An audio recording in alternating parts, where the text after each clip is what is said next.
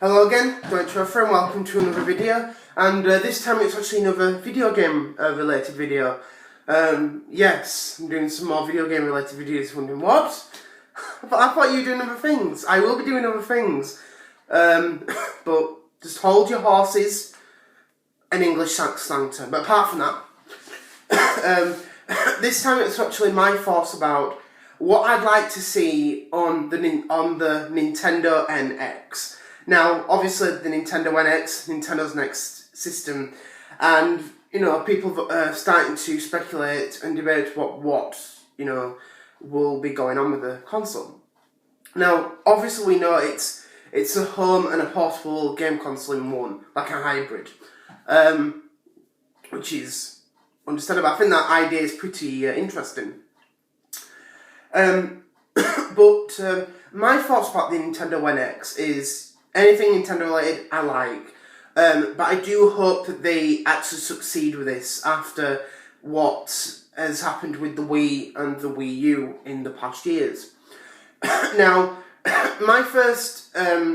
first point I'd love to see with the NX is that obviously it's extremely powerful, really, really powerful. Now, obviously, with the usual Nintendo is that they make a game console, but it's usually not as powerful as the rest of the the consoles in the generation. Sorry, I'm scratching. And that's what has always happened. Obviously, when you go back to the NES in the third generation, it was very, very powerful. But as I said, when Nintendo succeeded in the market with Japan and mainly America, it was mainly seen as like a little toy, and obviously it succeeded. And it was very, very powerful, but obviously it wasn't like the most powerful console in that generation. But it still did well everywhere except for Europe.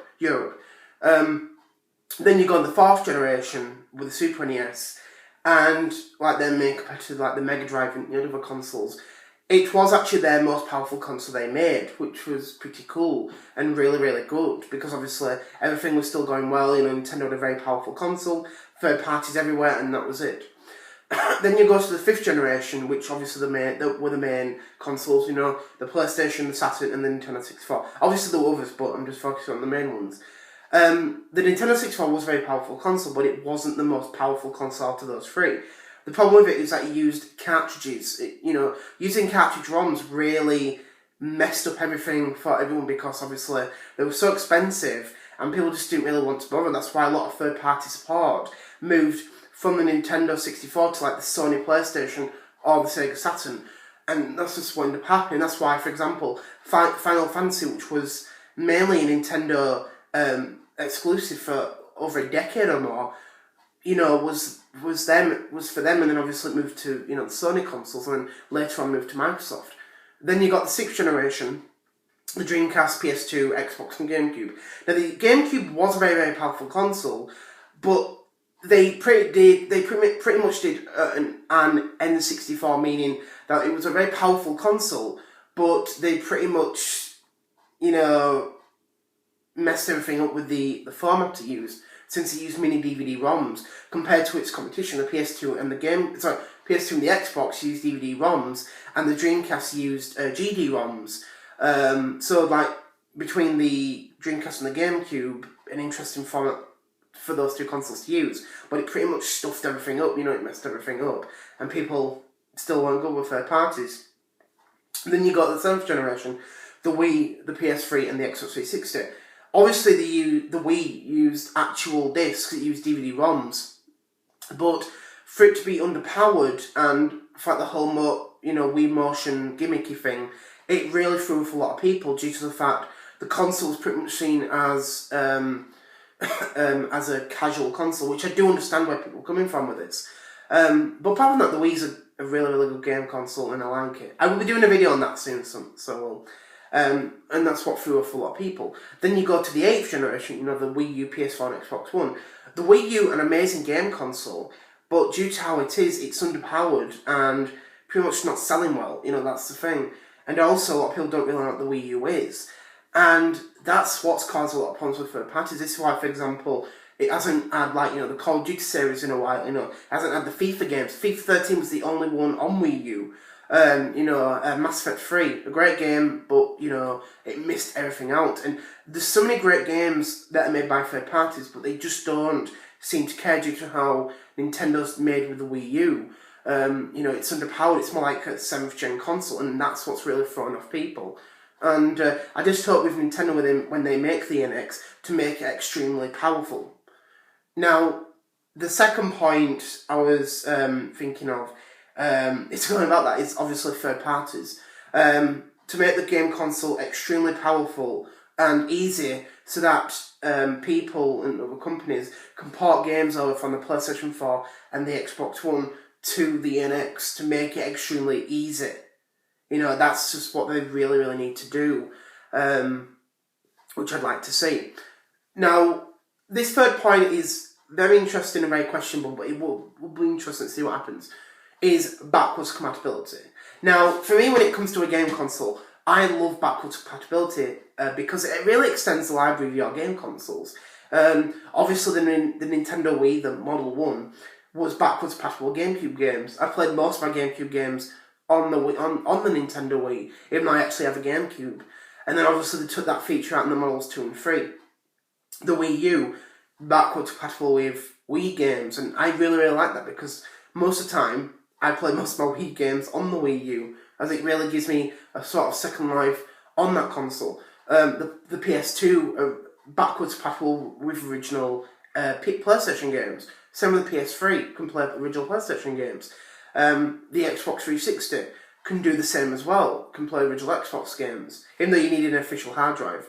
But backwards compatibility really sets off the path of extending the life of your previous generation console. So, for example, I can play all my great games that I did on the Wii U, so I really, really get more life out of it, which is pretty good. And I think that's one thing I do hope to see in the future. Obviously, handhelds, the 3DS can play the DS games. The new 3DS, even though it's like a few games of itself, can play 3DS and DS games. And that's the thing, the original DS and the Lite could play Game Boy Advance games, and so on and so forth. And I think that's one thing I'd love to see. But the problem with it is that obviously Nintendo's moving away from like the whole Wii and Wii U brands. I think that Nintendo would basically want to keep away from that happening. I think that's something they really, really need to do. Because obviously that's just what they basically do, I think with the NX, they really, really need to just get away from everything else, like the whole past, and just focus on the new instead of going from the old. But even though you can still do that,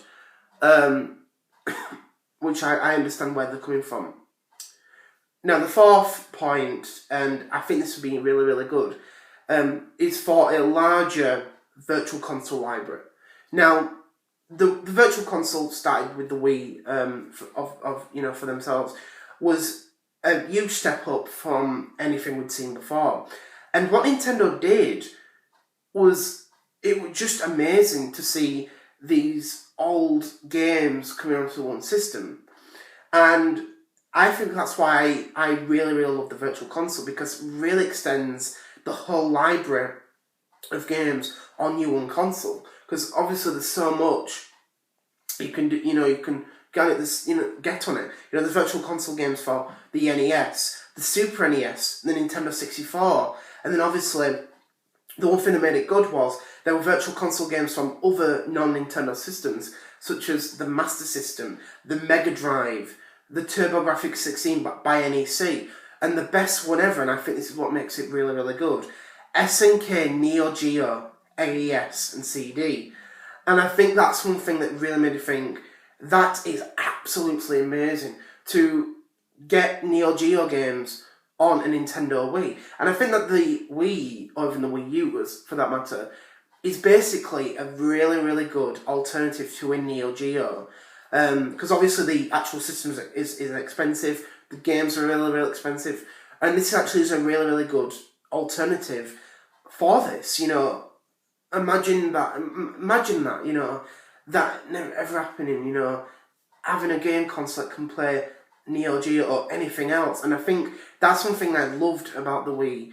It just made it a very, very great game console, so you basically got so many games on it, consoles on it, sorry. And I think that's one thing I loved about the Wii U Virtual Console. And then also, you know, GameCube, it was GameCube compatible, so you basically had lots of systems on one system, and I think that was one thing I loved with the Wii, you know, just amazing. Then obviously with the Wii U, obviously you had NES and Super NES, and then obviously they added Nintendo 64 games, then they added DS games and, you know, Game Boy Advance games, and also they added Digital Wii, you know, titles, which I think is really, really good.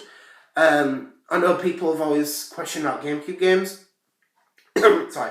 I'd love to see GameCube games appear on the Wii U Virtual Console eShop, because obviously the GameCube was a very interesting era for Nintendo, and I think there's so many great games on that.